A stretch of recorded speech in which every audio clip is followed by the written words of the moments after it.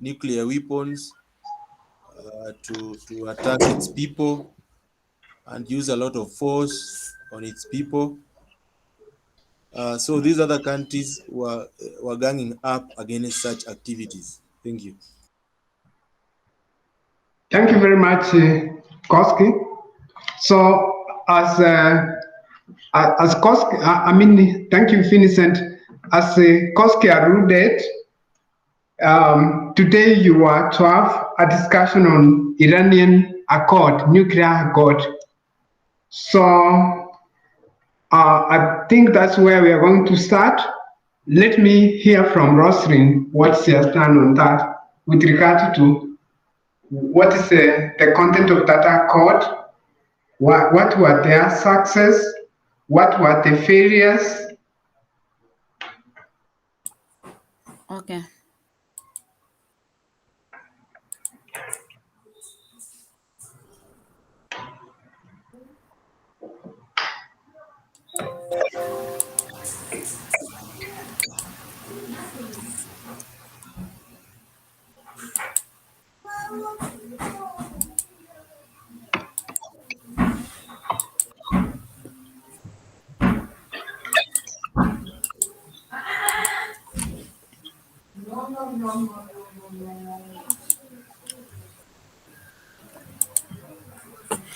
So first I started in Iran. So in 1950s, the US agreed to provide a nuclear reactor to Iran.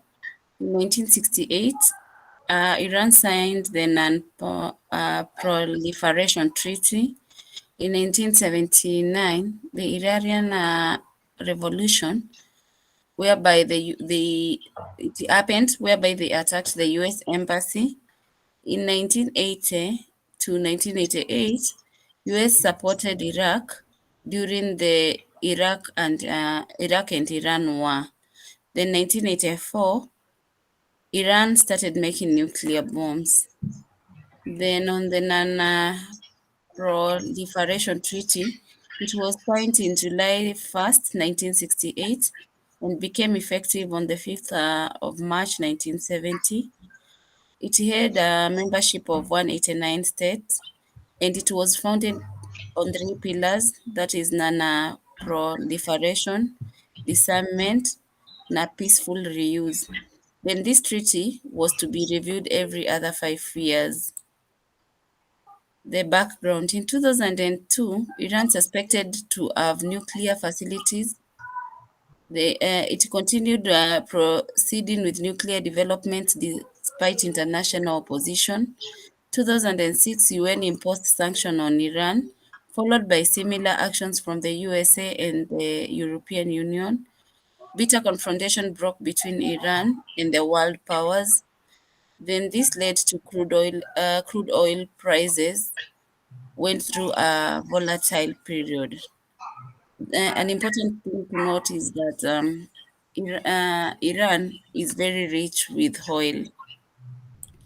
Then sanctions were imposed on Iran, and these sanctions included oil embargo, complete arms embargo, ban on dealing in the property, ban on export of all items, materials, equipment, and technology, total economic embargo, ban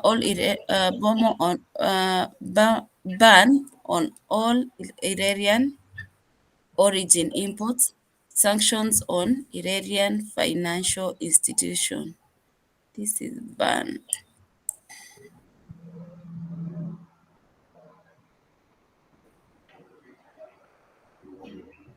Then what were the effects of what were the effects on Iran due to the sanction? The GDP it shrank. Then there was high inflation between 50 to 70% in 2013, and then they were cut off from the world economic system. Then the Iranian nuclear deal. What happened? There was a joint comprehensive plan of action, that is JCPOA. Just a minute, Ariela, I'm reading. Get out of my bedroom and close the door. Thank you. Was reached between Iran and the US and UK, Russia, France, China, Germany, and the European Union in July 2015. They reached to ensure Iran nuclear weapon will be exclusively peaceful. Then the IAEA announced on implementation day that was on January 16, 2016, and US then agreed to lift the nuclear related sanction on Iran. Uh, on this slide, I checked on the Iran nuclear deal will cut off all the Iran's potential pathway for a bomb.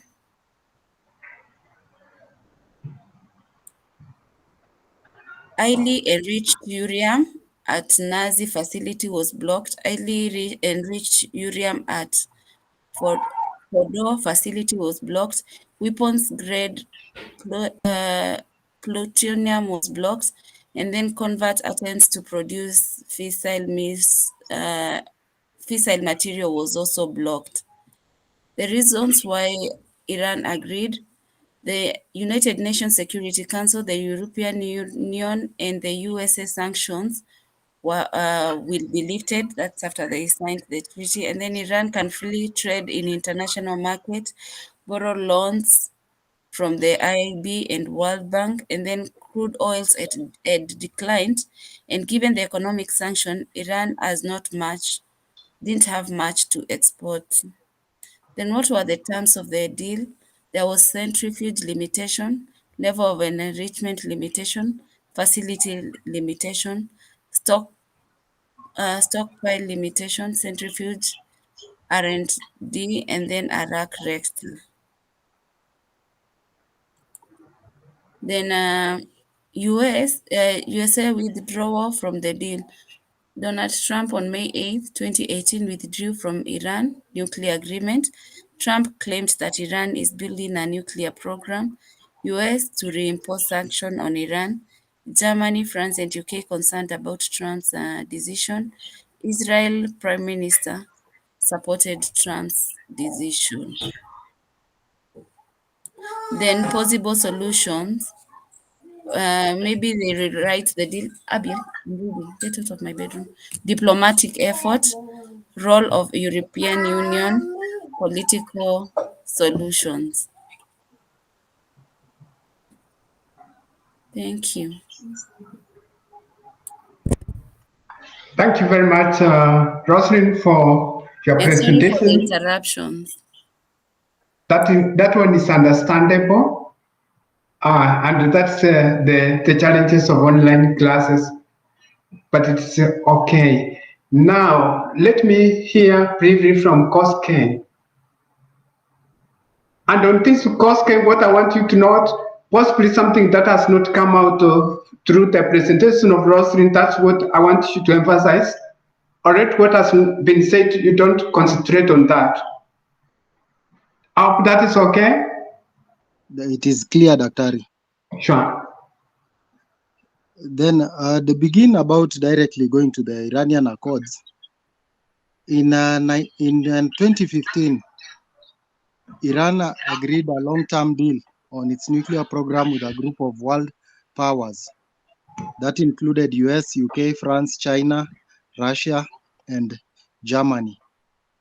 Now, under the accord, Iran agreed to limit its sensitive nuclear activities and allow international inspectors, which was so that there was a return whereby the economic sanctions would be lifted.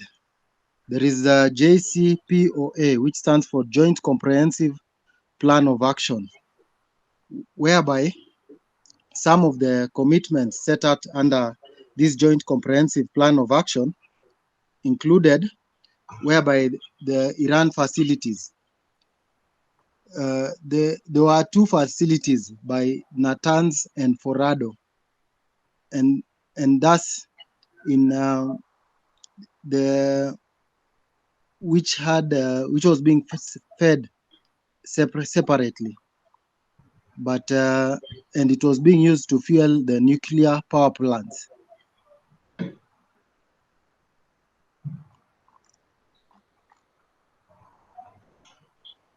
Now, the Iranian uranium stockpile also was reduced by 98%, and it was not to exceed until 2031. Another one also is that research and development must only take place in Natanz, and it was be limited until the 2024. Then there was also the world powers wanted Arazak dismantled because of the proliferation risk, and it was under a nuclear deal agreed in 2013, and Iran agreed not to commission or fuel the reactor. Under also the Joint Comprehensive Plan of Action, Iran said it would redesign the reactor so that it could not produce any weapons, and also that all spent fuel should be sent out of the country as long as the modified reactor exists. But you find that also in Iran, sanctions now were lifted, whereby now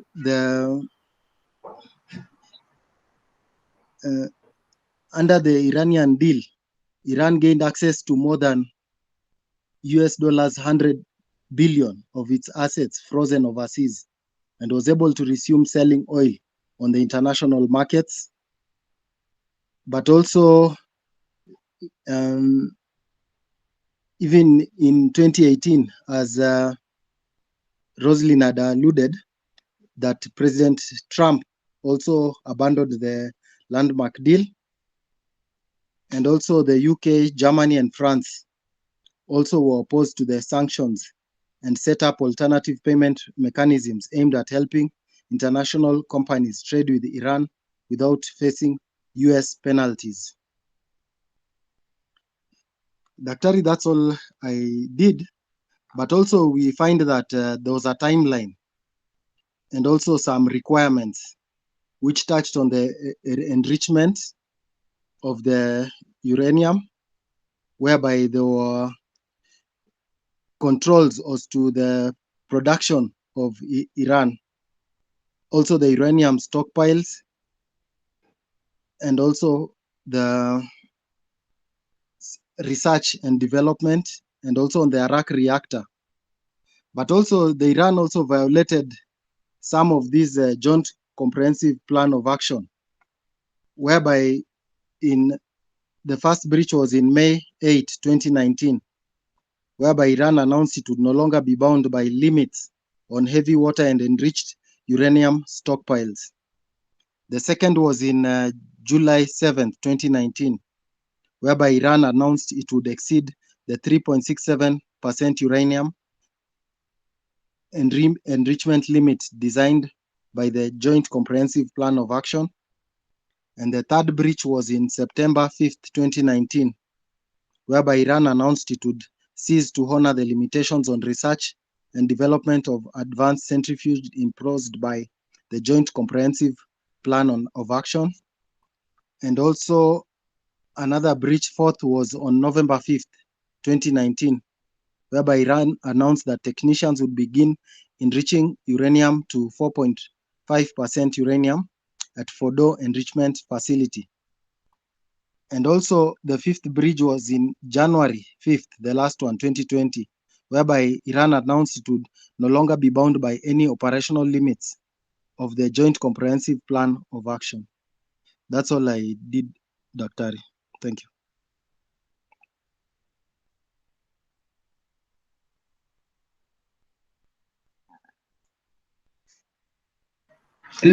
Thank you very much, Sikorsky. Let me hear from Mobutu.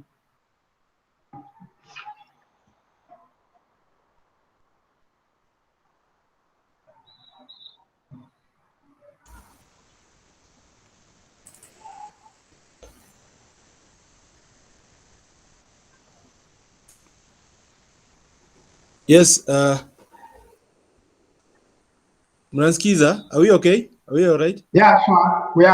I get you. Yes. Yeah, I looked at something small on this, and I found out that the Iranian nuclear agreement, which was formerly known as Joint Comprehensive Plan of Action, was a landmark accord reached between Iran and several world powers, including the US, that was in July 2015. And under its terms, Iran agreed to dismantle much of its nuclear program uh, and open its facilities to more extensive international inspections in exchange for billions of dollars worth of sanctions relief. Proponents of this deal say that it will help prevent a revival of Iran's nuclear weapons program and thereby reduce the prospect for conflict between Iran and its regional rivals. These rivals included Israel and Saudi Arabia. However, the deal has been in jeopardy since President Donald Trump withdrew the US from it in 2018. In relation to the US departure for the deadly attacks on prominent Iranians in the year 2020, including one by United States, Iran has resumed some of its nuclear activities. This year in 2021, President Joe Biden said that the United States will return to the deal if Iran comes back into compliance through Iran's leaders. Though Iran's leaders have insisted that Washington lift sanctions first. Ibrahim Raisi, a conservative cleric elect as Iran's president in June, has indicated that he will take a harder line than his predecessor in nuclear weapons negotiations. So in this accord, let's see who were participants. It went into effect in January 2018, imposed restrictions on Iran's civilian nuclear enrichment program. At the heart of negotiations with Iran were 5 permanent members of the UN Security Council. That is China, France, Russia, the United Kingdom, and the US. And Germany was collectively known as the P5+1. We also see that the European Union also took part. Some Middle East powers, such as Saudi Arabia, said they should have been consulted or included in the talks because they will be most affected by nuclear armed Iran. Israel explicitly opposed the agreement, calling it too lenient. Maybe something small on the goals of this accord was that all these countries, the P5+1, wanted to unwind Iran's nuclear program to the point that if Tehran decided to pursue a nuclear weapon, it will take at least 1 year, giving world powers time to respond. Heading to these negotiations, US intelligence officials estimated that in the absence of agreement, Iran could produce enough nuclear materials for a weapon in a few months. Negotiating nations feared that Iran's move to become a nuclear weapon state risks thrusting the region into a new crisis. Israel had taken a preemptive military action against suspected nuclear facilities in Iraq and Syria, and could do the same against Iran, perhaps triggering reprisals by Lebanon-based Hezbollah or disruptions to the transport of oil in the Persian Gulf. Additionally, Saudi Arabia has since signaled a willingness to obtain a nuclear weapon if Iran successfully detonates one. I also saw that if this could prevent Iran from getting nuclear weapons. Many experts say that if all parties adhere to their pledges, the deal almost certainly could have achieved that goal. for longer than a decade. Many of the restrictions on Iran's nuclear programs have expired dates. For example, after 10 years from January 2016, restrictions will be lifted. And after 15 years, two will limit on the amounts of low enriched uranium Iran can possess. Some of the deal opponents faulted these so-called sunset provisions, saying they will only delay Iran building a bomb, while sanctions relief would allow it to underwrite terrorism in the region. Finally, I looked at if Iran agreed to this. Nuclear restrictions, Iran agreed not to produce either the highly enriched uranium or plutonium that could be used in a nuclear weapon. It also took steps to ensure that its Fordo, Natanz, and ARC facilities pursued by civilian work, including medical and industrial research. The accord limits the numbers of types of centrifuge Iran can operate, the level of its enrichment, as well as the size of its stockpile of enriched uranium. Mined uranium has less than 1% of the uranium 235 isotope used in fusion reactions and configures increase in isotopes concentration. Uranium enriched to 5% is used in nuclear power plants, and at 20%, it can be used in research reactors for medical purposes. High enriched uranium at some 90% is used in nuclear weapons. Thank you.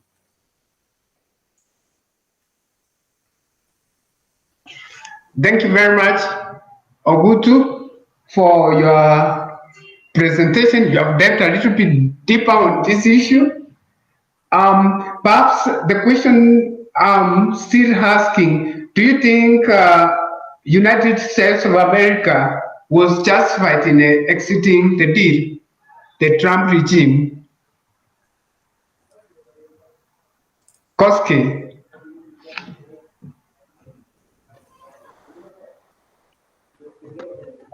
Yes, Daktari.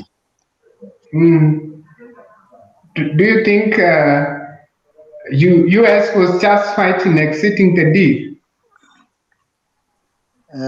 I'm not so sure of that. Maybe my colleagues can assist on that one.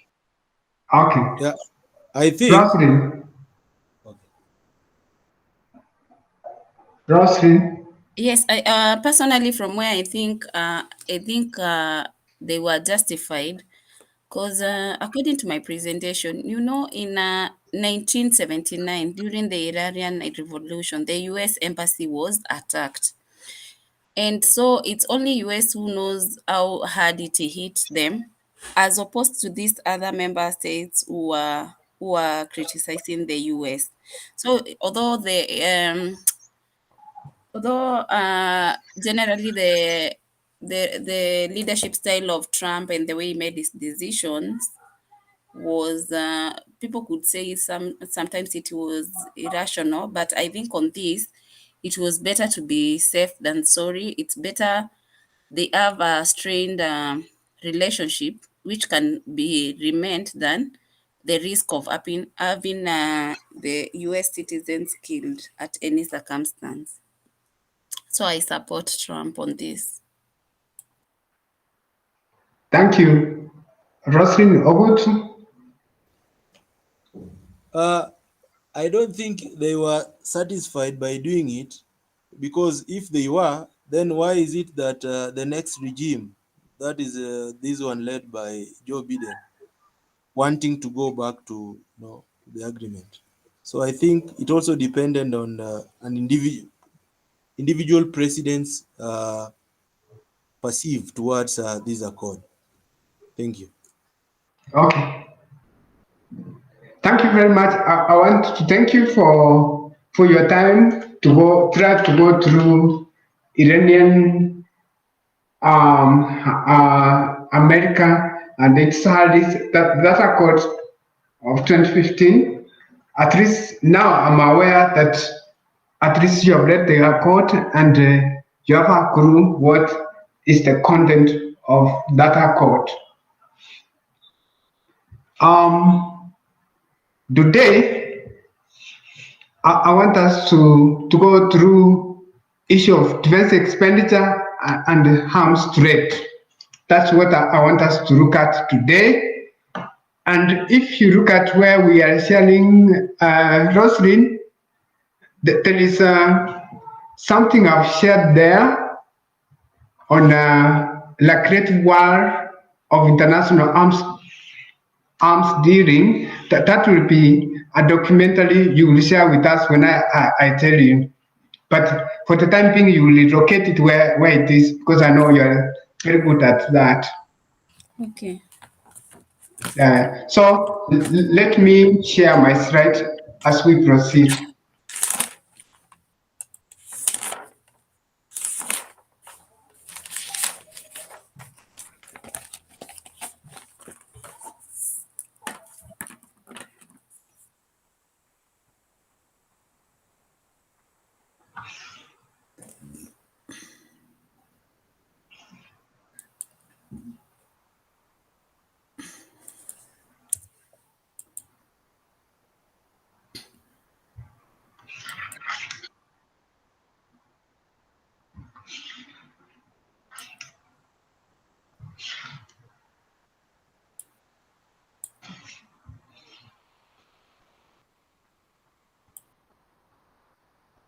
Yep.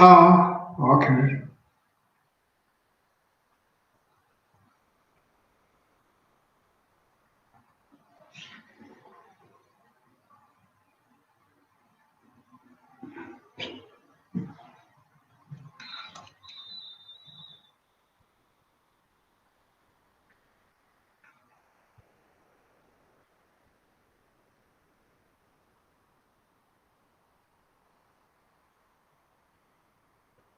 It's taking time uh, to make it appear.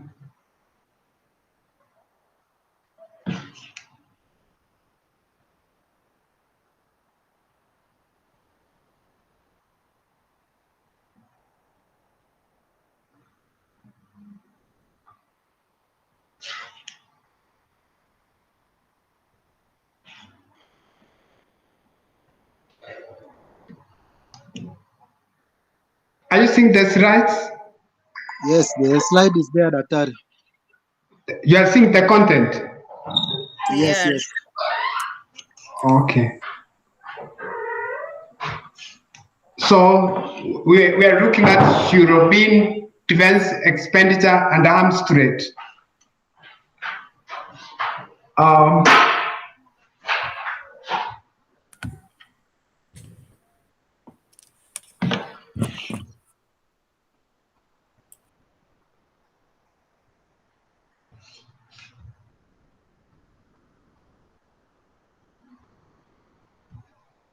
okay, now.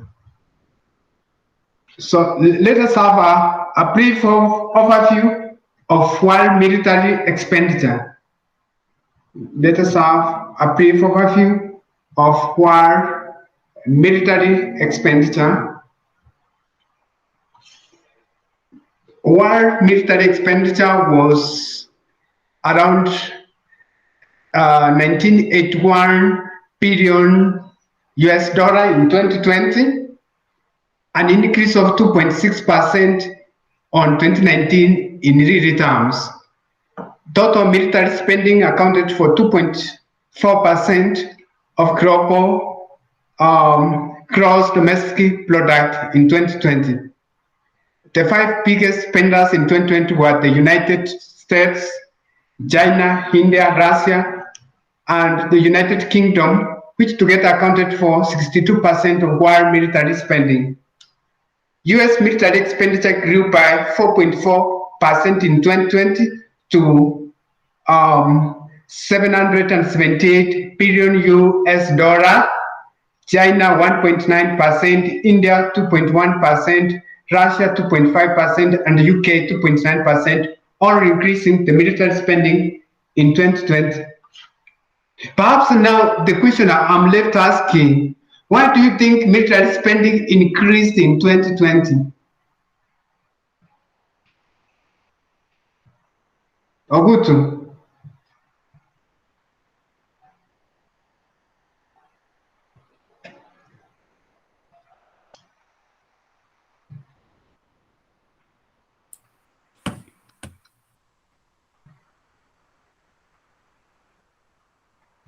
Koske? Daktari, what I think is that maybe the other, after the threat of corona, maybe people thought it was a chemical, it was a biological weapon. So maybe there was more investments on how to research, and even other countries maybe were trying to invent more advanced technology, Daktari. But I'm not sure, just my thought. Okay, thank you. Possibly you might be right. Ogutu?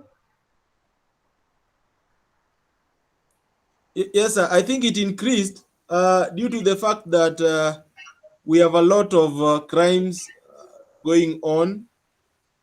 So maybe to counter that, there was need to increase budget or increase expenditure on new sophisticated weapons so as to fight terrorism and the rest. Thank you. Thank you. Ogutu. Roslyn? My thinking is the same as Martin Kose. I think from the first time when the coronavirus was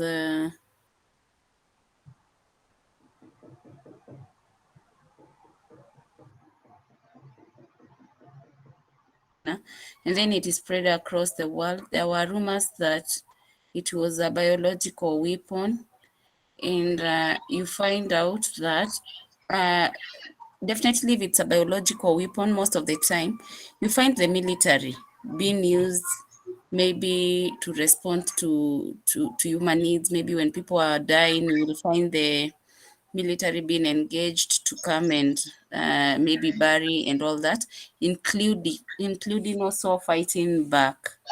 So I think that's why the budget was increased, because we do, as the world didn't know what they were anticipating. Because I remember even here in Kenya during the first lockdown sometime last year, there were stories, or rather there was a phase that were people were being told that the military would be used to distribute food and all that. So I think that is the same case with the world. Thank you very much, Roslyn. Thank you, Ogutu and Martin. To some extent, I'm in agreement with you. Like when I'm looking at the global peace index 2020, the peacefulness, global peacefulness is deteriorate.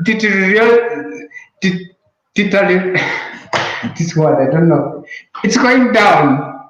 So and when you're looking at the measurement of the global peacefulness, we have an aspect of safety and security. So the issue of coronavirus, possibly there is, like, I'm in agreement with you, a possibility that there were thoughts that this might be a biological weapon. So the countries were preparing themselves in case, if that's the case, they must put enough resources to be able to counter uh, this this weapon that could have caused mass destruction. Um, yeah, sure. Like what Roslyn alluded to, the when it comes to safety and security, the military globally are being involved in such issues. The, like what Martin said, the issue of research. There was a lot of research that was happening around the world on the same issue. So I think we are almost right that that's what is possibly made 2020 the military expenditure increased by 2.5%. So those are possibly some of the reason why that one happened. Um, I'm going to share with you the Global Peace Index report. You can go through that report and possibly you can have some more information about the global peace and the issue of COVID-19. Like if you look at in many countries, it remains to be a security issue. So that's why many countries possibly increase the budget for military spending.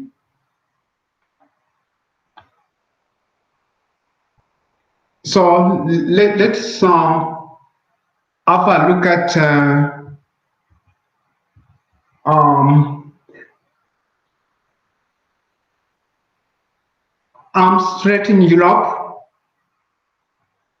We are going to look at arms trade in Europe. I'm taking specifically the case of Europe, a regional case of Europe, because if you look at the main countries in Europe, they are peaceful countries. And if you go through the Global Peace Index, many of these countries, they are the top of the rank of those countries that are said to be more peaceful.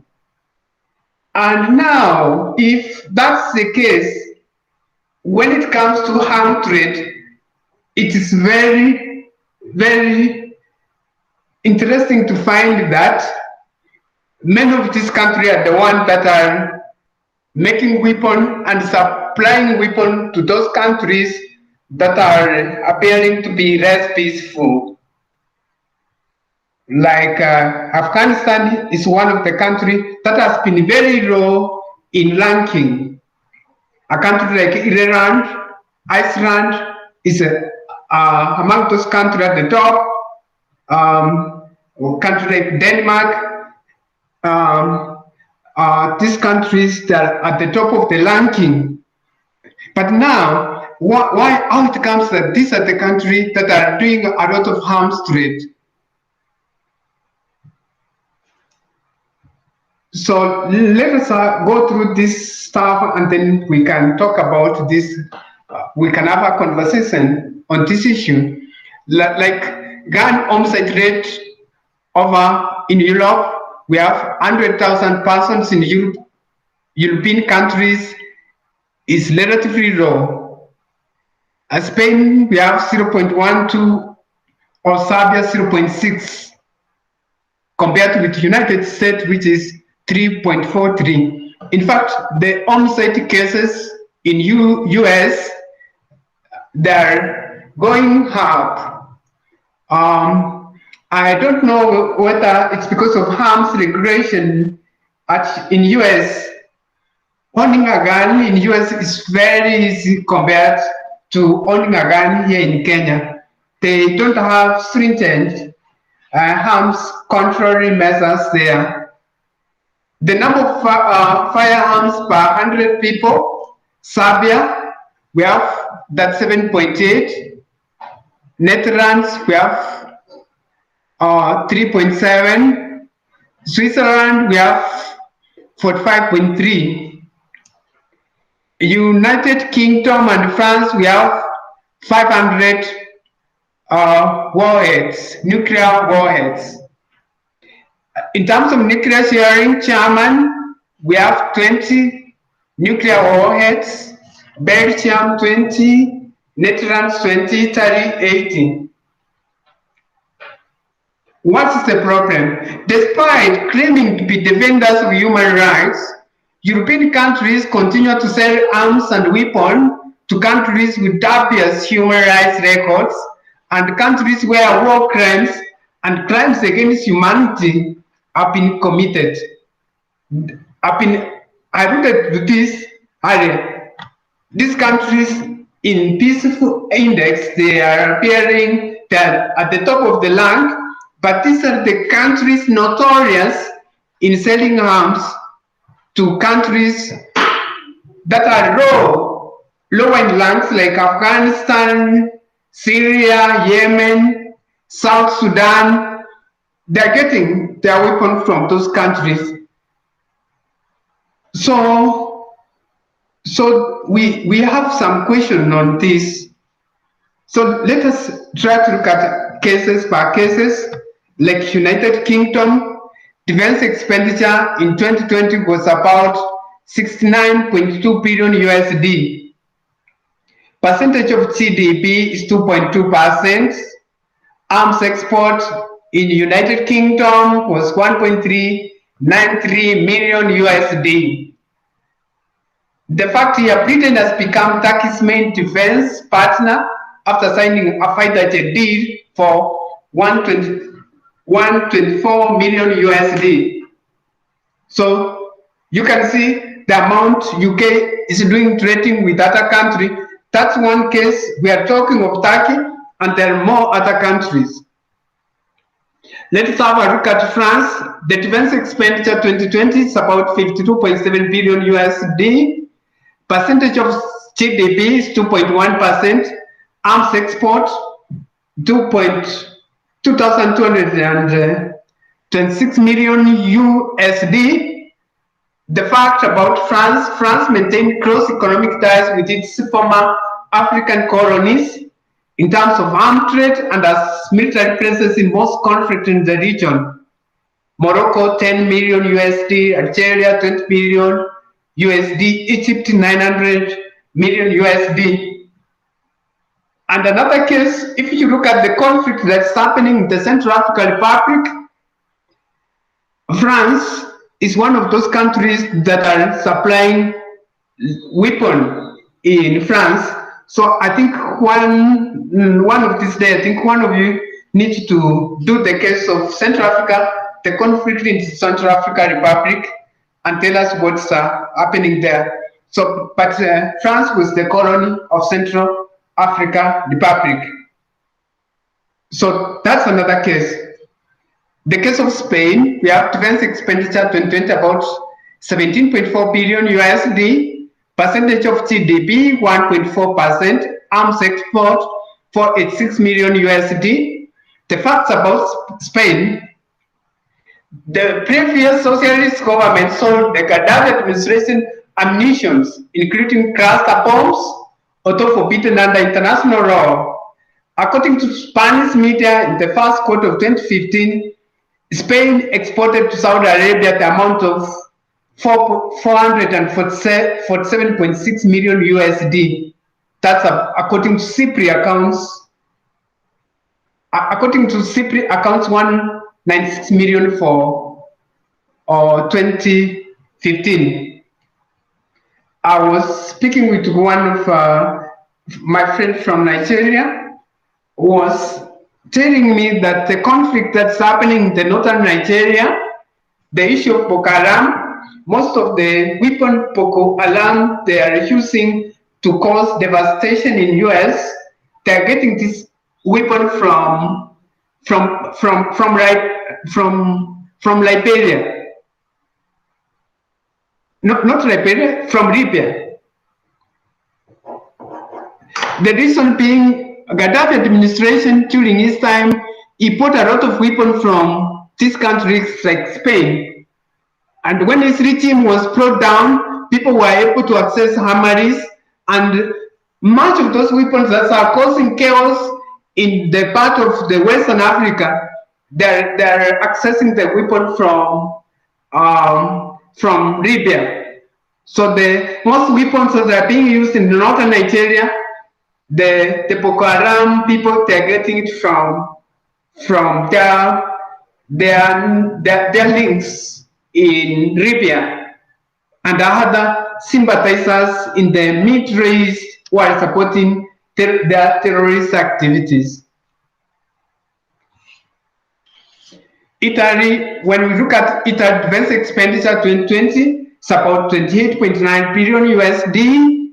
The percentage of GDP is 1.6%.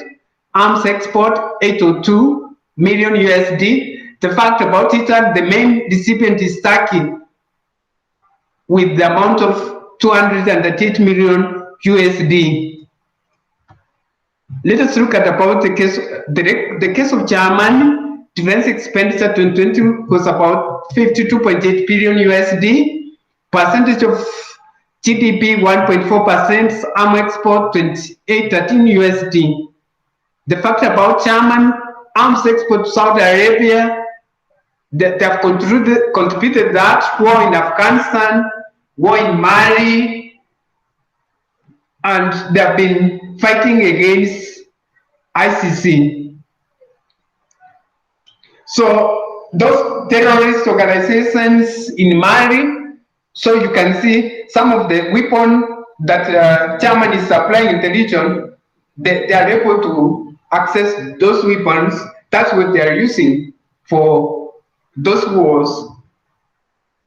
Sweden is one of another very peaceful country globally. When you look at the global peace index, Sweden is among the top countries. So, but you see, defense expenditure is about 6.5 billion USD. The percentage of GDP is 1.2%. Arms exports 249 million USD. The fact arms export per capita, it's number 3. Another peaceful country, there's Norway, but the defense expenditure is 7.1 billion USD. The percentage of GDP is 1.9%. Arms export 150 million USD. Norway is among those countries that have supported the war in Libya. In terms of weapon, the Norway has given a lot of support on that, and possibly some of the weapons that we are seeing in the region, they are accessing them from Norway. Another peaceful country, Switzerland, defense expense is about 5.7 billion. The GDP is 0.8%. Arms export 186 million USD. Arms export per capita is number 5. My concluding remark: despite European Union embargo against Egypt in 2013, the trade of arms with the country continues. Egypt number 5 country in arms import in 2016. And you remember Egypt is one of the country where we have many cases of violent extremism. Egypt is the country where they're saying it's the cradle of violent extremism. In fact, this country we have so many terrorist organizations. However, if the regional level is not appropriate dimension to analyze arms trade, later it is only the national scale. Many arms manufacturers companies are transnationals, like Airbus in France, Germany, Spain, and the United Kingdom.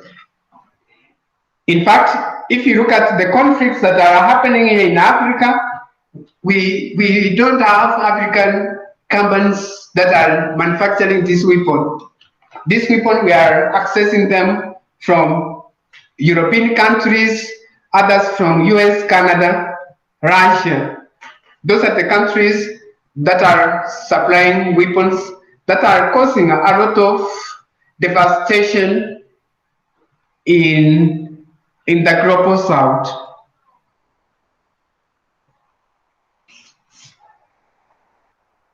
Okay, now the forum is open. Let me get here your comment, your insight with regards to arms trade, specifically the European Union contribution in the arms race. Now the forum is open. Koske.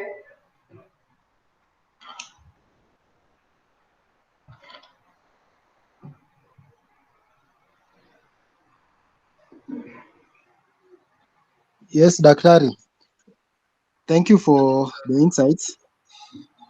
What I would say is that the arm race, to some extent, should be controlled because you find that, especially when the European countries are giving arms to countries which are not stable, and which leads to the fueling of conflicts in the African countries. Because you might find even countries like France who may be having other ulterior motives in Africa. So you find that the arms race and the search for raw materials are linked, because you find that for the European countries to get raw materials, they have to fuel the war in Africa.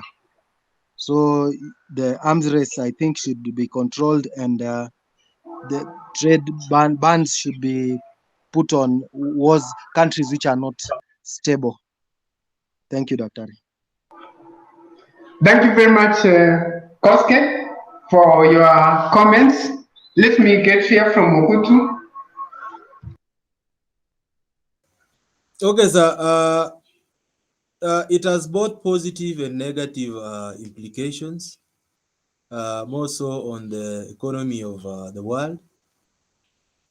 On the positive side, it boosts the economies of these nations, and also there is a lot of tax collection towards that. But on the negative, the more these weapons are, produced, sold, the more there's urge for wars, there's urge for attacks. So I think it has both positive and negative implications in the world at large. Thank you.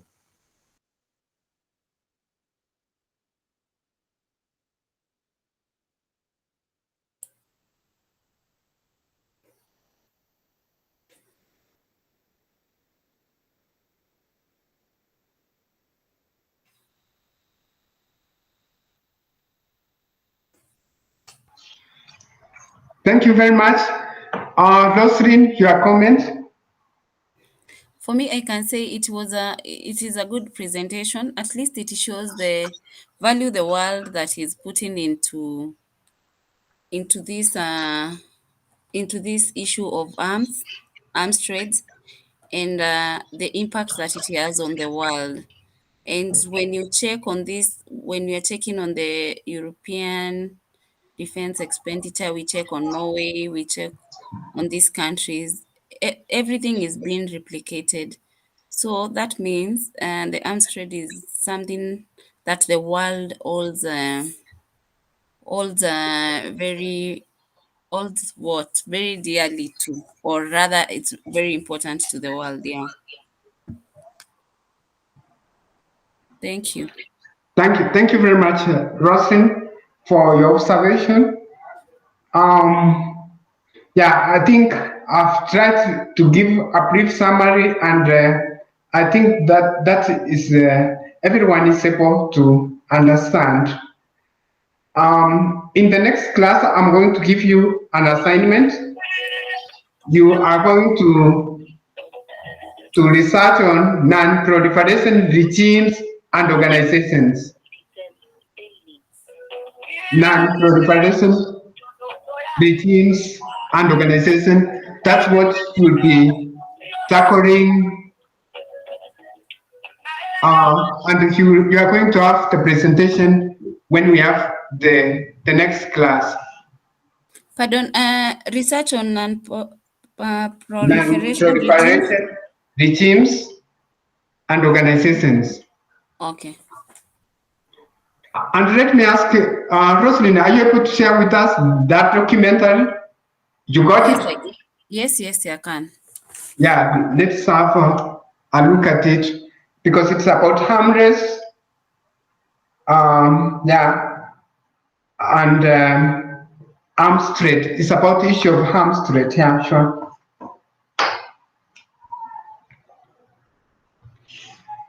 As Millicent is trying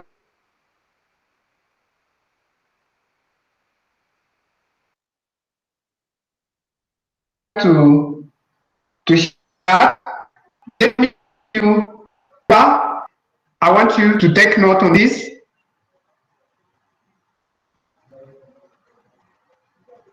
You need to pick one region. Like in this case now, we have looked at the case of Europe.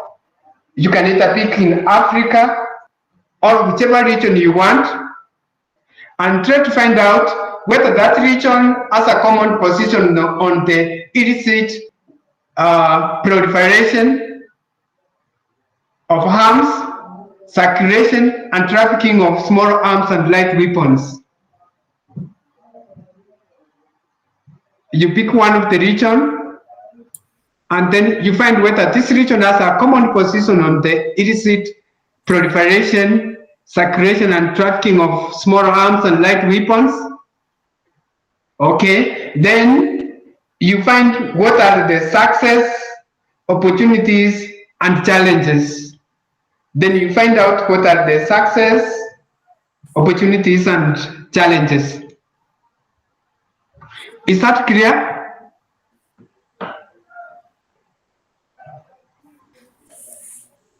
At the term paper one region and find out if they have a common position on illicit proliferation and Commerce, circulation, and trafficking of small arms and light weapons.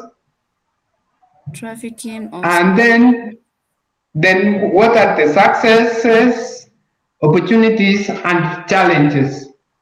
What are the successes, opportunities, and challenges? Okay. Yeah, sure. So let us now listen. I think that documentary is wrong, but we can listen around a few minutes and try to get what they are saying.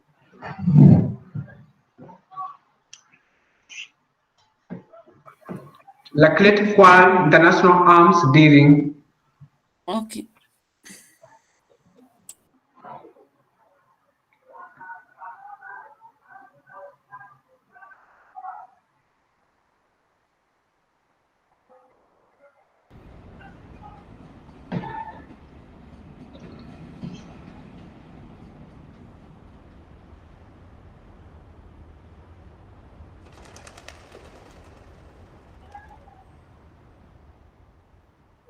Not long ago, manufacturing was the pride of this country. British firms built wonderful machines of high quality: ships, tools, radios, TV sets, cars, motorcycles and trucks.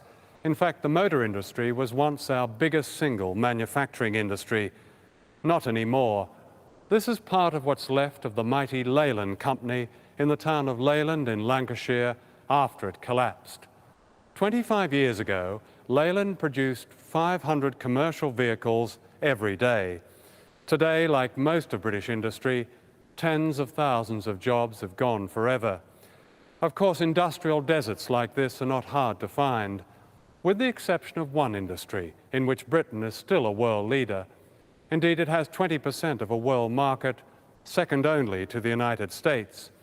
And this industry is considered so important by the government that it consumes almost half of all research and development funds. Strangely, it produces not consumer goods that people want, but machines that hardly any of us use or want to use. Moreover, for all its preeminence, its future is uncertain and depends to a large degree on secret deals with some of the most corrupt and brutal regimes on earth.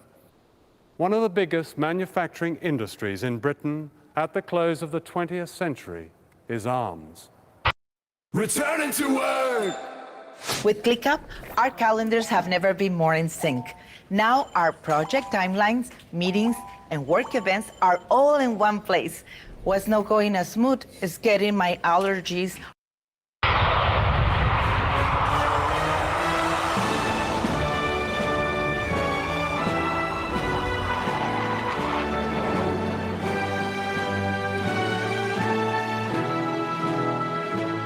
If we don't do it, somebody else will.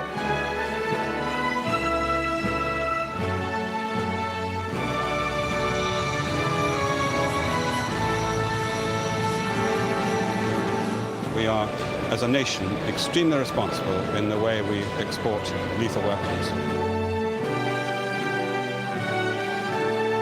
This is the weapon of the 90s.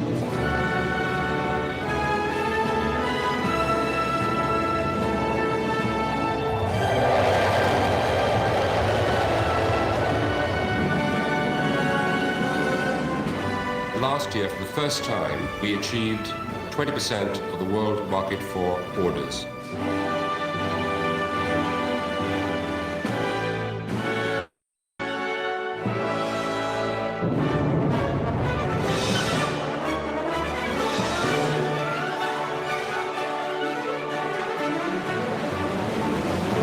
We've got an order for this one.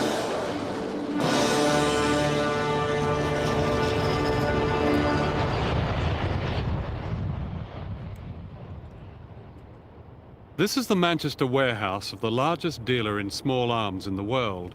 Sam Cummings has made a fortune from selling guns to everybody and anybody. Always, of course, with government approval. The military arms business, as opposed to the sporting, is based on human folly, which means simply two things. Number one, its depths have yet to be plumbed. And number two, it will go on forever. Here is the famous Kalashnikov.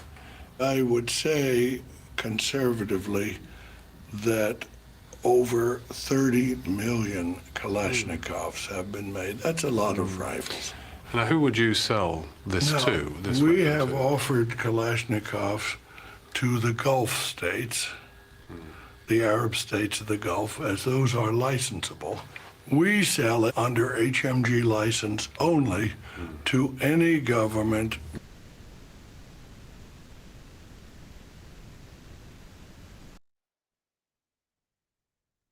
Stand up in the House of Commons and say, our criteria for selling weapons to so-and-so regime, of course, is based on human rights. Look, as I've said before, if the governments abided by their own weapons control laws, world peace could truly be at hand. But they won't, they never have, and I respectfully submit they never will.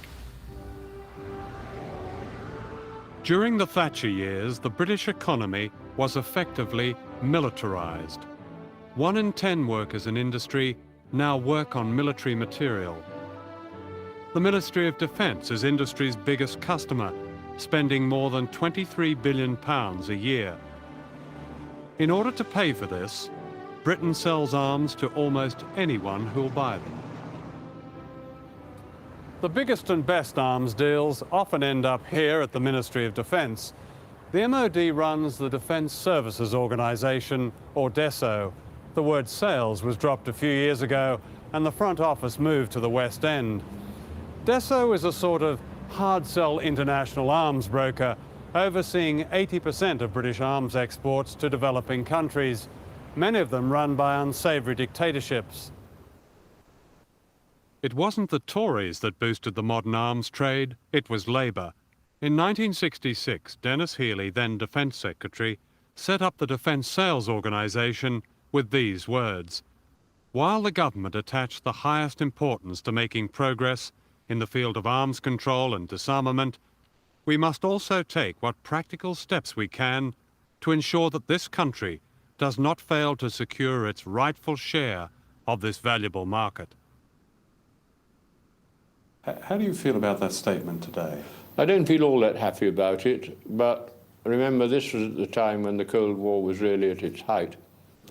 There was an enormous amount of arms sales by the Soviet Union all over the world in the hope mainly of getting political advantage. But for me, the main thing was to reduce the unit cost of British weapons by selling some of them abroad. I'll be quite frank with you about that. But there is a real contradiction in that, because, I mean, how can you attach the highest importance, as you said, to arms control while at the same time really putting Britain into the competitive arms market? I don't think you can show that the setting up of this organisation greatly increased or even significantly increased our share of the world arms trade. If you want to control the arms trade... It didn't control it. What you did by setting this up was to help organise it a little better, surely. Yes. It certainly didn't control it, and it certainly didn't give the highest importance to making the field of arms control. No, we didn't... You set up shop. Listen, you might just as well say that because we had military forces, we were contributing to the arms race. No, that's quite different. No, but you could say that. A lot of people did say that. Well, I'm not saying that, and that's quite different. Well, having now, military forces. But the sale of weapons abroad, what country which bought British weapons would not have bought the equivalent if they hadn't bought British weapons? Robert Jarman is a former government arms salesman and one of the few prepared to speak out. When Mrs. Thatcher became Prime Minister, there was a definite rallying to sort of say, yes, you should be proud of what you're doing, you're exporting for the United Kingdom, you're doing a good job, and her very public appearances at, for instance, the first Farnborough she went to, she made it quite obvious from the moment she became Prime Minister that she was personally thought that defence exporting was good for the United Kingdom.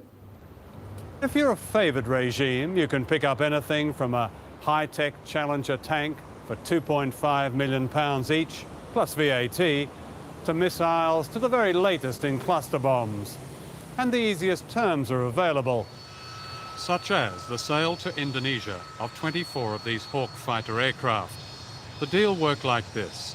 Foreign Secretary Douglas Hurd flew to Jakarta and offered the regime so-called aid for trade. Within a few weeks, the Indonesians said yes to the Hawks. Shortly afterwards, the government announced massive financial aid to Indonesia, a total of £81 million in taxpayers' money. It's impossible to lose belly fat after 40, right? That's completely wrong. True, burning fat does get harder as we age because our metabolism does slow down. But you can add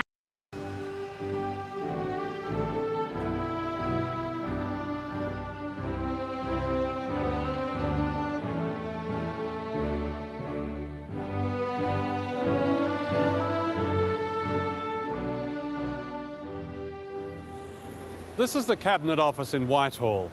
Every Thursday morning, the Joint Intelligence Committee, or JIC, meets here to discuss the latest wizard. That's Whitehall jargon for the weekly intelligence reports from around the world. Among them are highly classified reports on international arms deals, some the work of MI6 agents. They describe who is buying from whom, the terms offered, the commissions demanded, and above all, the potential for the British arms trade. The arms trade and indeed the trade in technology were two of the principal things that were followed by the Joint Intelligence Committee. I mean, the intelligence that came in on technology and arms was pretty vast. I was an administrative... Robin Robertson was a clerk in the Cabinet Office working for the Joint Intelligence Committee.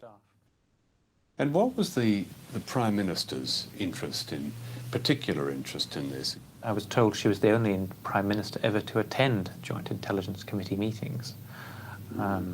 So that she was obviously deeply interested in intelligence agencies. And was she especially interested in intelligence of arms deals? Because she's taken quite a leading role in promoting arms deals. Inasmuch as the reports mentioned the arms trade, certainly she would have known everything that the Joint Intelligence Committee knew. In 1985, Margaret Thatcher negotiated what was called the arms deal of the century. The customer was Saudi Arabia, the medieval keeper of much of the world's oil. The deal was known as Al Yamama, the dove, and was said to be worth up to £30 billion in exports of fighter aircraft, missiles and ships. But as Saudi dissidents have told us, so-called commissions could run into millions of pounds. A watchdog public accounts committee is chaired by the Labour MP, Robert Sheldon. 2 years ago, Mr. Sheldon's committee was worried about reports of huge bribes paid to middlemen as part of the Al Yamama arms deal with Saudi Arabia. They called for a full report from the National Audit Office, which they got, and then kept secret. Why? Mr. Sheldon won't say. He's seen the report, which he says contains not a shred of evidence of improper practice. So if there's no stink, why the cover-up? Mr. Sheldon won't say, and he won't be interviewed about why he won't say. And the secrecy goes on. There's to be a new investigation into the Saudi deal, but Parliament won't be told the results until 1997, if at all. In the meantime, Mark Thatcher stands accused of making £12 million in commissions from this deal as a direct result of the connection with his mother. Mrs. Thatcher has made no comment, but Mark Thatcher has vigorously denied the charge. We have nice smiles from you both. Howard Taisha was the Middle East analyst on America's National Security Council during the 1980s. He studied top-secret intelligence and diplomatic messages from Saudi Arabia in which Mark Thatcher's name appeared. On a number of occasions in the mid-80s, I saw intelligence reports from the Central Intelligence Agency, from the Defense Intelligence Agency, and also sourced to other countries' intelligence agencies. Separately, I saw diplomatic reports from the American Embassy in Saudi Arabia, which also stated that Mr. Thatcher was reported to be involved in these arms transactions. There was no doubt in my mind that Mark Thatcher was a principal in the group of individuals promoting the UK arms transaction, and that he undoubtedly would benefit economically. What was your own reaction at seeing this? I was quite surprised to read about the involvement of the son of the Prime Minister of the United Kingdom making himself a player in an arms transaction, for the obvious reason that it would create the appearance of a direct relationship between the family of the Prime Minister and the transaction. Did Mark Thatcher's name appear over a period of time? I'd say beginning in sometime in 84 through 86, end of 86. So he... I can't state how many times I saw his name, but I would categorize it as the frequent, many, tens of times, different sources. That he was clearly involved. There's no question about it. Could I just... I showed Mr. Taisha a document whose disclosures he verified as authentic. It concerns the intense competition between the US and Britain for the Saudi deal. It says, $4 billion was mentioned in connection with M. Thatcher's son. What kind of commission would that represent, do you think? On $4 billion, well, do the math. 5% of $4 billion. It's a pretty hefty commission. So the reference in connection with Mark Thatcher is clearly a reference to his group of middlemen. Is that what you're saying? What I'm stating is that the reference to $4 billion in connection with Mark Thatcher relates to the amount of money or the share of the transaction that would have an impact on Thatcher's group were it subtracted from the total sale. Well, what would happen if this was happening in the US? It would be the type of circumstance that could bring about the impeachment of an elected official. There's no question about it. Lamoncio is all about going beyond what we women are used to when it comes to functionality and versatility. Everyday bags for men seem to be smarter and more functional, while women's bags are lagging a decade behind. My bag needs to support my active lifestyle, my kick-ass attitude that has me pushing my limits from the early hours to well beyond sundown. We asked 1,000 of you what you considered essential, and then we designed the perfect 24-hour bag ourselves. We like to be organized, so we made pockets for everything. Well, almost. We made sure it has a large double zipper opening, as well as a single opening for quick access. A bag that looks the part is important, But being comfortable is crucial, so we designed a bag that does it all. Handbag, check. Shoulder bag for the city, check. Backpack for those longer commutes? You bet. We certainly like to travel, so an all-around bag had to help us travel further, easier, and keep us organized at the destination. Oh, wait! Is that a pass-through for your luggage? I like that! Introducing the modular design with the first of 3 add-on essentials. The double compression cube is practically a lifesaver because we pack and then pack some more. So the compression cube turns this into this. It makes travel, well, easy, as the cube stays neatly in the hotel while you carry La Mancio anywhere from business meetings to days out exploring the city. But then we looked at the feedback and the same thing. Unlike the United States, commissions on arms deals are not illegal under British law, but the Saudi deal raises other vital questions. Saudi Arabia is a country with almost no basic freedoms. Torture is commonplace. Women are executed for adultery. Others are publicly beheaded for changing their religion. Thousands of British jobs depend on a single arms deal with this regime, whose viciousness the British government has worked hard to disguise. Was there ever any discussion at Joint Intelligence Committee meetings or in the Cabinet Office about human rights in these countries where British arms were being sold? Wasn't a point of interest. I never remember discussions about human rights. What do you feel now about being privy to all this? I've ended up feeling worried and angry that arms were going to regimes that were quite clearly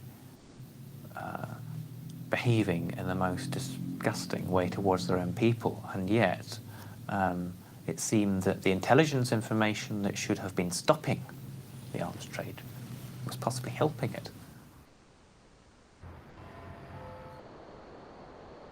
In fact, British arms have been supplied to some of the worst human rights violators in the world.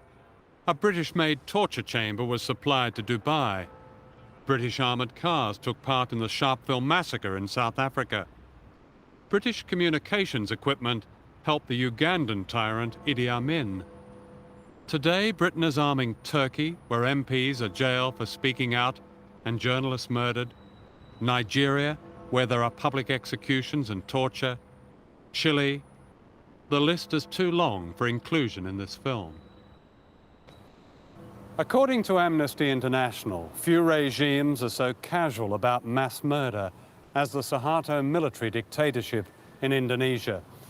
Britain is Indonesia's biggest arms supplier, selling them almost everything from Rapier missiles to Hawk fighter aircraft. Following our film Death of a Nation about East Timor, where 200,000 people have died under Indonesia's military occupation, thousands of people wrote to their MPs and to the government to voice their concern. Some of them got these replies from the Foreign Office, replies that are models of deception. For example, the Foreign Office claim Indonesia's Hawks are only trainers. But new evidence has come to light that the principal function of the Hawks is counterinsurgency, identified here as coin. In other words, their main use is attacking the people of East Timor. The same kind of letters about Hawk aircraft to Indonesia and saying that they had no military usage would have been sent over different items to Iraq. And more to the point, to virtually any country you want to name. Everyone knows that the Hawk aircraft can be utilized in an offensive way. And when the Foreign Office writes to people saying they have assurances from, in this case, the Suharto regime, that the Hawks will not and are not being used in East Timor, how do those assurances compare with other assurances that you would have had direct knowledge of? They're about as worthless as a piece of paper that they're written on. people need to be well aware that at times they are being lied to. This is where Lord Justice Scott conducted his inquiry into the scandal of British arms that went illegally to Saddam Hussein. The Scott inquiry sat for 400 hours and gathered evidence from more than 200 witnesses, including the government's chief arms salesman, Ian MacDonald, who said, "Truth is a very difficult concept," and the ambassador to Saudi Arabia, David Gore Booth, who explained that half the picture can be accurate. Well, half the picture is what the Scott report may well produce, because perhaps half the important questions were not asked and half the people who could answer them were not called. Throughout the 1980s, billions of pounds of arms were being exported from this country to both Iran and Iraq by British companies with full knowledge of the British government, in defiance of the government's guidelines and in defiance, of course, of the UN. That is a far more significant issue, and if Scott was serious about it, he ought to interview the key businessmen who know about the deals because they were responsible for them, men like Sir James Blythe, Sir Colin Chandler, who were past heads of the Defence Export Sales Organisation, Sir Peter Levine, Sir John Cuckney, and high-ranking MI5 officers who also played a major role in all of Thatcherite arms deals in the 1980s. Returning to work! As a project manager, ClickUp has really helped with mapping out timelines. Margaret Thatcher's appearance was a star turn. She blamed everyone else, but was forced to admit that she had seen official papers that had made clear that arms sales to Iraq should be subject to more flexible interpretation. These were words she underlined in her own hand.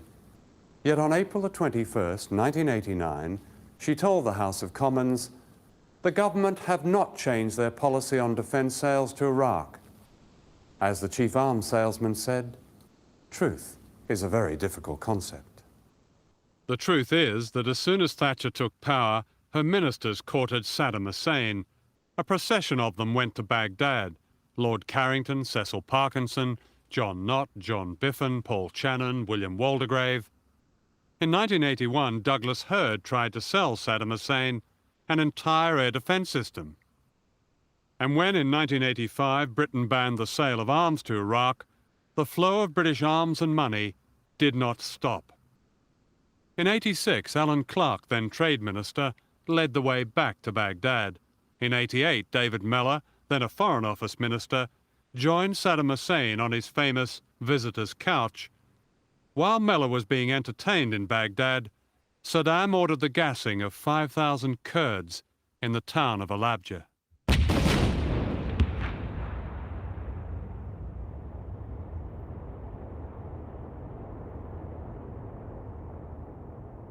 It would look very cynical, said Geoffrey Howe, if so soon after expressing outrage over the Kurds, we adopted a more flexible approach to arms sales. After this atrocity, Trade Minister Tony Newton flew to Baghdad and offered Saddam Hussein £340 million in export credits. We had files full of things about the gassing of the Kurds at Halabja, and we used to draft awfully polite letters to people saying, you know, well, understand your concern, but Britain can't afford to lose out on its exports and trade. There must be, said Margaret Thatcher recently, a moral basis to foreign policy.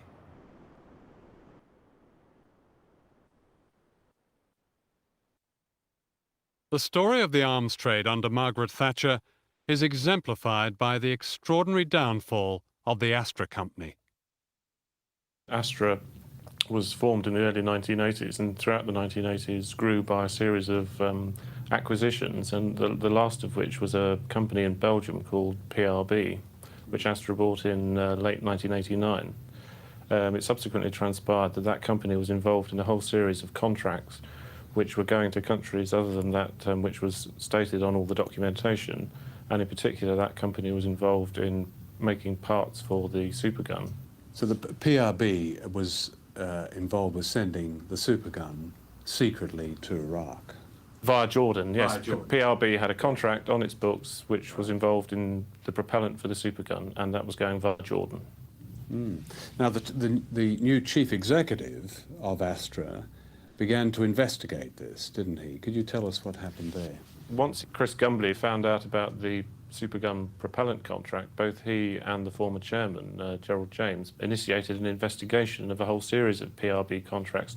And in particular, I believe the management were trying to find out where the substantial commission payments or bribes on those contracts were going and to whom they were going. We were in receipt of 2 letters from Gerald Bull, and those letters spelled out very clearly that there was strange government activities going on. And of course, Gerald Bull himself, known as the inventor of the supergun, he was murdered.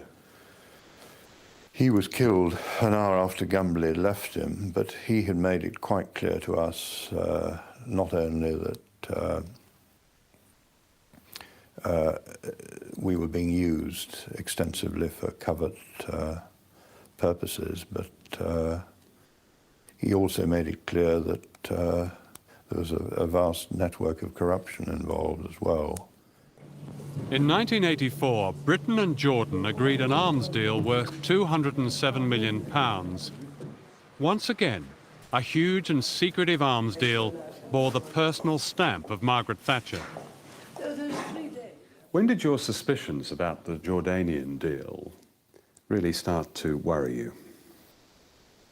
Well, quite early on, because I knew that one of our acquisitions was involved in I thought, a relatively minor way, but the magnitude of our involvement in the Jordan package, which was reported to me, was £100 million of propellant, which I think at the time exceeded our group turnover.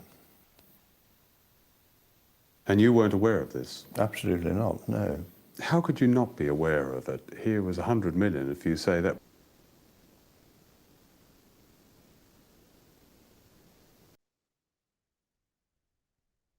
Were being used, our notepaper and our name was being used for contracts which were really being operated by other people. And who were these other people?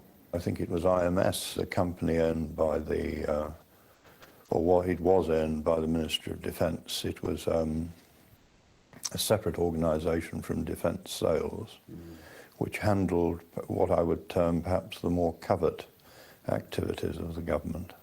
All right, so IMS was manipulating Astra to the tune of £100 million? Yes, that's the only conclusion I could draw from what happened, and the people I spoke to were in a very good position to know what was going on. Could you just give me an idea of where the equipment was ending up? Well, a high proportion of it ended up in Iraq.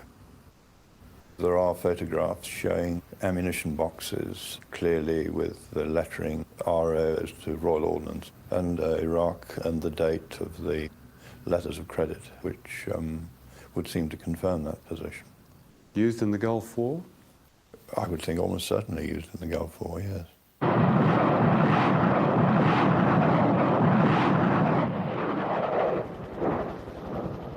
This is the carnage of the Gulf War. I'm Richard Branson, and I have a once-in-a-lifetime invitation for you. Would you like to travel to space? Well, I recently flew aboard a Virgin Galactic spaceflight alongside an incredible crew and had the most remarkable experience. A shop window for the arms trade. The official truth of the war was that thanks to high-tech weapons, few people had been killed.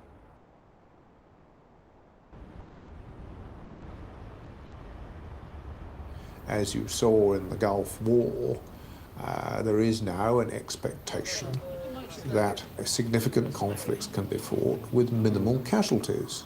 And therefore, the general public, understandably, looks for greater use of selective terminally guided weapons, etc. It looks for better surveillance, it looks for better target acquisition, all of which are means of pinpointing the enemy and knocking him out with the minimal amount of peripheral damage to the civilian population and indeed, hopefully, to the rest of the armed forces on either side. Now, that's an expensive way. You said with minimal casualties, some of the more authoritative estimates are that the numbers killed in and as a result of the Gulf War ran up to 200,000 people.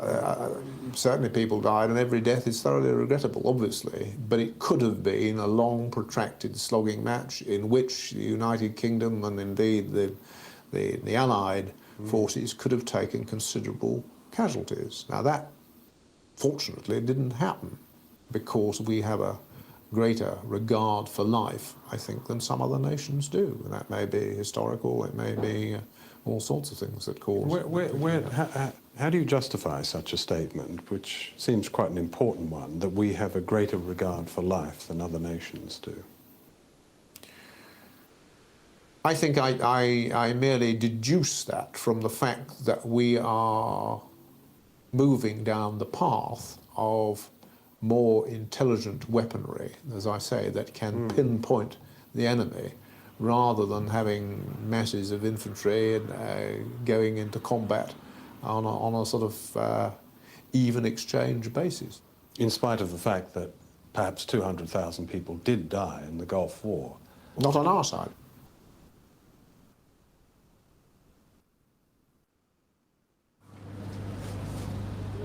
Selling arms is really no different from selling cars or kitchenware. Welcome to the Ideal Arms exhibition in Paris. Everyone's here. They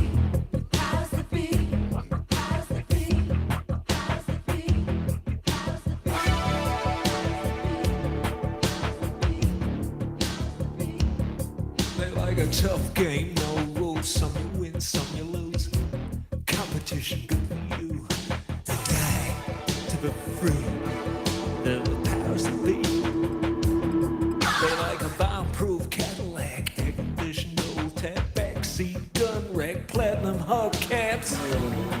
They pick horses for courses. They're the market forces. They like all the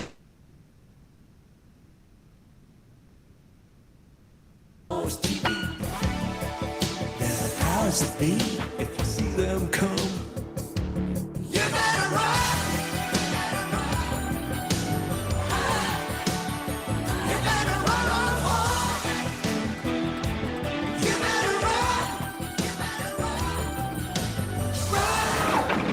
Can I ask you what you've got here, what you're offering? It's a Mark 19 grenade machine gun. This is the latest version. What does it actually do? Can you describe that to a layman? It throws a grenade 2,000 meters. And there's fragments on impact, and this particular one will penetrate armor plate if it were to hit it. So that comes in, that bursts into a lot of shrapnel. Right. It's the infantry's artillery. So what can it actually do against an army or against... To stop it, because you're taking a limited amount of high explosive and spreading it like a shower. Yeah. All you want to do is just wet the surface. What is the different effect of this grenade when it, say, strikes the enemy from an old-fashioned grenade? This fires out this hot copper dust, whereas the old-fashioned one puts shrapnel everywhere. That's correct. Yes. Depending upon the nature and the thickness of the copper sheet, the energy of the grenade will extend to a given range. And beyond that range, there is no risk to the people. So you can use the grenade as a defensive grenade.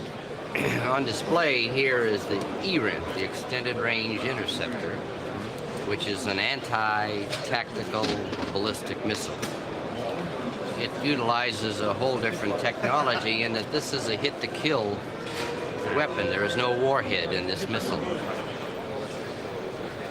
Birmingham Barb-Type manufactures a range of security fencing products. Razor wire is our core product, which has really replaced barbed wire internationally. It rips and grabs, whereas barbed wire just pokes holes through. So it's a more effective So it's product. more of a cutting wire, is That's it? exactly Yes, it. yeah. So you could just tear yourself on barbed wire, but you can cut yourself on razor wire, is that it? Yeah, that's it. Yeah, there's more points with razor wire as well. there is a camera in it. You have all the means to transmit the picture. Yes, inside. From your head? Yes. From your helmet? Inside, yes. Yes. So it's a secret camera for demonstrations? It depends on the buyer. Yeah. You can use in your garden. Oh, of course, yes. You just frighten the children. You cut the grass. The spikes fence, what is that meant to do? What is, We believed, and that's in fact shown with our sales, that there is a niche market for a more aesthetically pleasing fence topping, and that's where the spikes come into their own. Spikes being more aesthetically pleasing than razor wire. So it would hit scuds, would it, in a number of hits? But it hits them at such a level of impact. The megajoules are in the hundreds of megajoules. There's a lot of interest in these products from particularly the Middle East and the Far East at the present time in Kuwait and in the UAE, and also by the Indonesian armed forces. Essentially, we sell to armies which are, the French army are connected with the French army. Can you tell me which armies those are? No. Rosalind, No. can we stop here and then you will keep watching that one? I think it will take more time. Countries, Okay. from the US are using it. We normally don't give out our success stories. We've made several.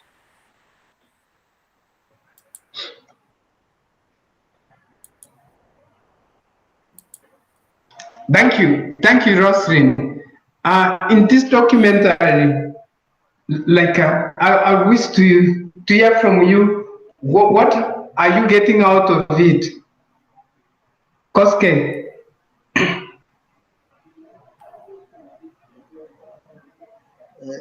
Thank you, Daktari. The documentary has exposed a lot on how, especially the UK, it talked about the Alimama arms deal, whereby you saw the arms were sold to Saudi Arabia. Apart from the fact that in Saudi Arabia there could be also human rights abuses, which most probably were caused by these the arms which are sold by Britain could be being used so as to fuel the violation of human rights of its citizens. So what I think is that the countries which the arms are being sold to, if they are used against their citizens, like also we saw about Saddam, how he used on the gassing of his own citizens. So such countries should be denied, or arms embargo could be placed on countries who are violating human rights based on these arms, so such that they should not be sold to such countries. Another thing also we have seen is that there is a commissions, let's say like the Thatcher family. We find that there is this mark whereby he got some percentages from the arms deals. So we can see that a sense of corruption also is present even in the European countries. It's not only maybe in the African countries. But when they said, when they were to comment on the US, it was seen that if there is any such commissions on an official, it could bring impeachment to a government official, which shows that also US is a bit strict on such issues like corruption. So the thing also which was seen by Britain defending is that there are less casualties, that the weapons are also more sophisticated, such that they only target particular persons, not the entire population, but they are more accurate. And also another thing that was interesting is the arms exhibition in Paris. Anyway, it's quite fantastic, but only if they could monitor. There could be some monitoring on who is sold the arms. If there are human rights violations, or genocides or wars, civil wars, then there should be restrictions on sale of arms to such countries. But otherwise, trade in arms could enrich a country. It, as Ogutu had said, it has some uh, uh, positive aspects on a country whereby it gets profit. But also there should be that part of monitoring on the people who are sold to the arms. They should not abuse the human rights. I think that's all I have, Daktari. Thank you. Thank you very much, Koski, for your insights. Yeah, it's really very important to note that countries, okay, arms trade, it has that positive part. Those countries that are peaceful, that are selling arms, it's a way of boosting their economy. I think more especially US, it is the one that's supplying arms in the Middle East, and you get that they are getting billions USD dollars. So I think that's why they're doing a lot of sales, but they don't care about what this weapon they're going to do. Sure, the idea of corruption, for sure, it is there. Corruption has not started in Africa. I think the corruption even we see in Africa, it came from elsewhere. That's where the former US President Trump, you hear of him talking of deals. So when the moment people start talking about deals, so that's where corruption enters into those systems. Let me get to hear from Ogutu. His observation regarding the documentary. Yes, I have seen that arm exhibition has been made so easy, whereby people are able to, these different nations are able to see and profile and define which one is better for them. So it has the market has been made so small worldwide in a way that many countries can access and get to know. Nations can also get to access these weapons easily.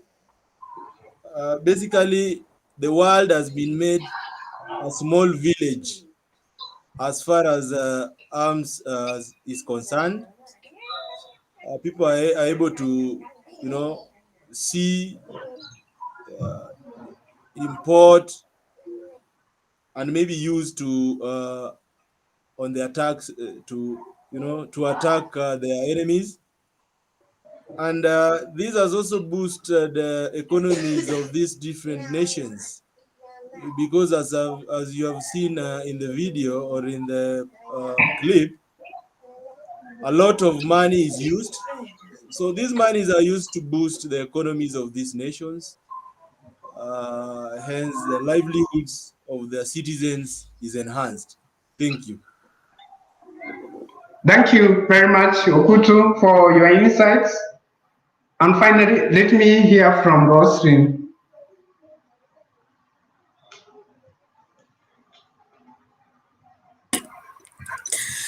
I think Martin and Vincent, they have spoken most of the points that I wanted to say. But what I can summarize with is that despite the fact that the world is making progress to end these small arms, still there are people out there who are going against these treaties that are already in place and providing the small arms to countries for their benefits. And even as they remarked, worse, it is coming from the whites. So thank you. Thank you very much, Roslyn. Thank you, Gutu and Martin, for your contributions. I think now we are going to end our class here, unless and that always if anyone has another question, especially Roslyn, now the class leader. If there is another issue you want me to take note of.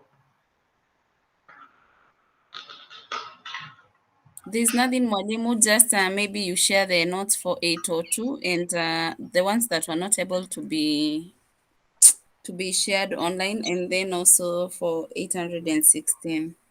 Okay. Also to let you know that I talked to Dr. Ruga.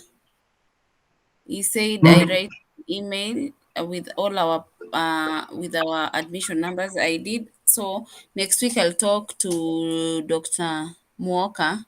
Mhm. Yeah, and maybe Ann Modoni, so that they ensure our exams are on Saturday. Then you guys also can check whether it is put on time. The 10th, 11th, and 12th.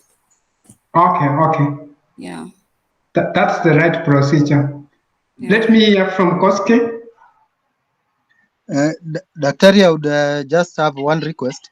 The Um, documentaries which were done on the last class, uh-huh. I'd request if maybe Rosalind could share, or maybe you give us what were the topics, because the documentaries seem interesting way of learning, but I didn't Exactly. capture.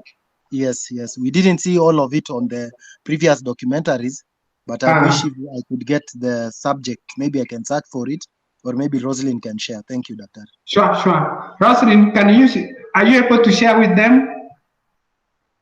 Yes, I'm able to share. I will share. I think I put them somewhere, so I'm going to share with them. Perfect. Okay. I think, like Koske, what he has alluded, documentary are powerful because, in a way, they make us the conversation we have been having in class to comprehend and get illustrations on those issues that are happening globally. So, thank you very much. See you again. And there is readings I send you to your email. So when you get time, make sure you read for the purpose of getting more to comprehend more on these issues. Okay. Thank you. See you again. Thank you, sir. Thank you, Daktari.